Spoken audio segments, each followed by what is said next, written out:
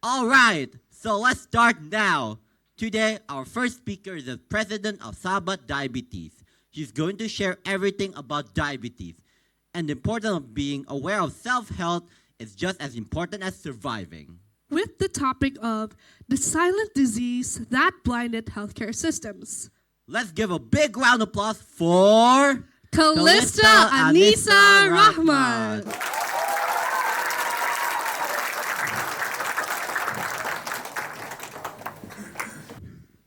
Hi everyone. Good morning. I hope you've all been doing fine and well recently, and I would like to thank all of you for coming here to listen to our speech. Now, to get on with my speech and my topic as well, I would like to ask all of you a question, so please be truthful when answering. How many of you here have been through a diet before? Please raise your hands if you have. All right, I see 1, 2, 3, 4, 5. That's probably at least 100 of you here, right? Well, I can bet that on that diet that you tried to lose some weight, and I can bet even further that you tried to cut off the amount of rice you had when you were on that diet. Well, ironically, there's a saying in Indonesia that goes, "Kalau kamu belum makan nasi, kamu belum makan sama sekali."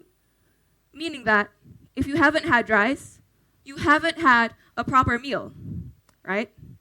All right. Now, you might be thinking, why am I bringing up rice all of a sudden? Well, rice, as some of you may or may not know, has a high glycemic index, meaning that if you consume too much of it, then you're just putting yourself at risk, as blood spikes can cause and happen in your blood levels. And so, what I'm trying to say is that if you eat too much of rice, then you're just risking yourself to certain diseases and illnesses, such as, and very specifically, type 2 diabetes. Now, have this as another situation or example. You're a high school student and you decide to get a meal over at your school. What are you most likely going to be getting? What are they most likely going to be selling? Simple. The answer to that is fried food. Think about it. Cireng, bakso goreng, risoles. I'm sure all of those are meals you enjoy. Because personally, I do too. Pretty delicious meals if you ask me. But just like rice, it has a high glycemic index. And the fact that school students are consuming that on a normal basis means that they're just risking themselves with diabetes. And so, this brings me to our first problem, awareness. How many of you here are aware that diabetes is in fact the third leading cause of death in Indonesia? I bet none of you here, or at least only some of you here, are aware of that. And here's another fact that I would like to bring up. How many of you here are also aware that by 2019, there were over 9 million deaths in Indonesia caused by diabetes alone? That's a large number considering our population, and considering the fact that that was a few years ago means that that number has only rose from the previous years. And so this brings us to our second problem, the government. Just like us, the government isn't entirely aware of diabetes as a whole. It is not their main concern. And sadly, that means that aside from us not being aware of diabetes, the fact that the government isn't aware either means that we're just putting ourselves at more risk. And the fact that they have done nothing or only the bare minimum about it means that a lot of us are still at risk. Now, let me give you another situation. You decide to have some lunch over a nearby restaurant, and you decide to be getting something you enjoy. Perhaps a guilty pleasure for me as well. Nasi Padang with estehmanis. That's this much of sugar. 21 grams of sugar in your lunch. And although I'm aware that nasi padang with estehmanis itself is delicious, that's just saying you're eating 21 grams of sugar. And so, have this as another situation, or let me ask all of you this. How many of you here enjoy eating Indomie with rice? Not just Indomie and not just rice, both of them combined. Please raise your hands. All right, that's a lot of you, because personally, I enjoy eating it as well. Again, a guilty pleasure to all of us, right? But the more you think about it, that's twice the amount of sugar, twice the amount of carbs, and twice the amount of basically everything Indomie has added with rice, which is crazy.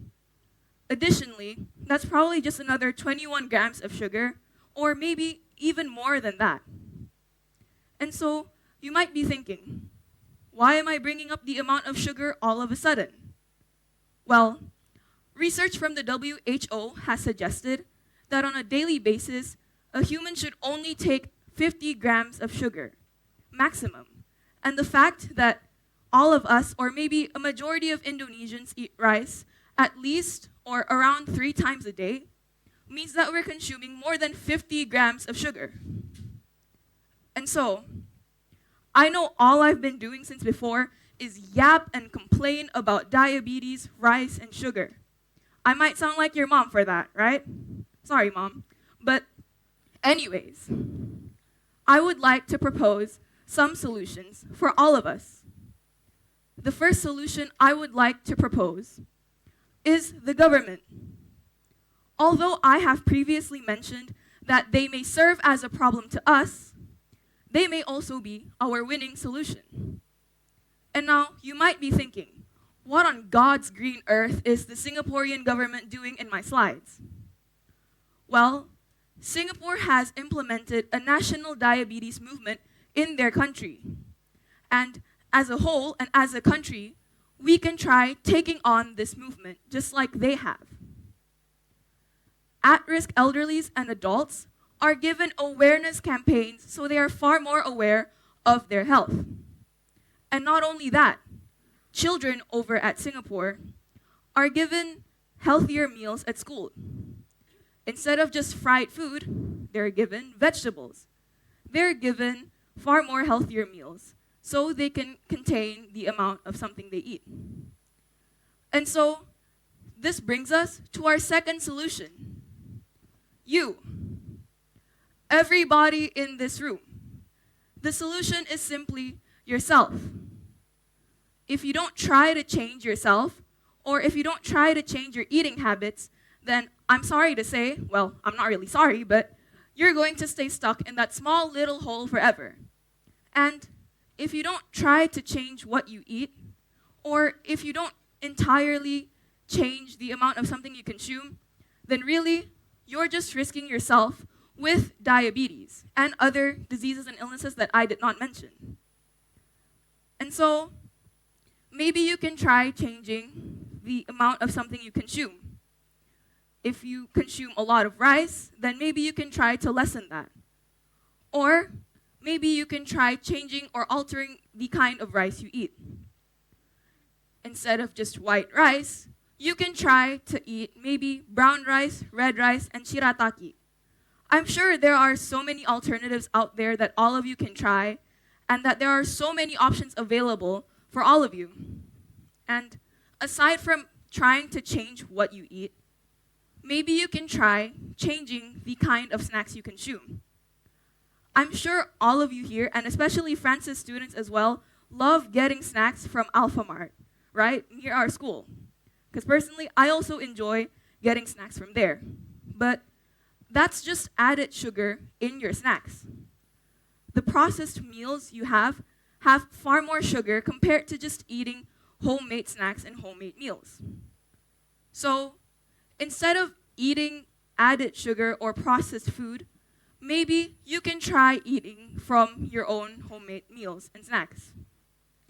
And so, in conclusion, what I'm trying to say is that, in a nutshell, you should care more about yourself. As we like to call it, have some self-love. Have some self-awareness. Because really, if you have self-love, self-awareness, and if you're far more aware with what you consume now, then you're not going to risk yourself. I mean, have this as another example. You're 50 years old, retired, and you have to pay your medical bills. They're twice the amount of medical bills other 50-year-olds have to pay. Why? You have type 2 diabetes. Boo-hoo, that's sad, right? Well, sorry to say again, but insulin is not cheap. And if you do get diabetes when you're 50, assuming you're not 50 and actually have diabetes, then you're just living a far more depressing life, a less healthier life, since people with diabetes are far more prone to dying earlier. And so, as I have previously mentioned, please, everybody, start taking care of yourselves, start taking care of the amount of food you eat, and start loving your bodies a little bit more. I am Callista, the president of Sahabat Diabetes. Thank you for listening to my presentation.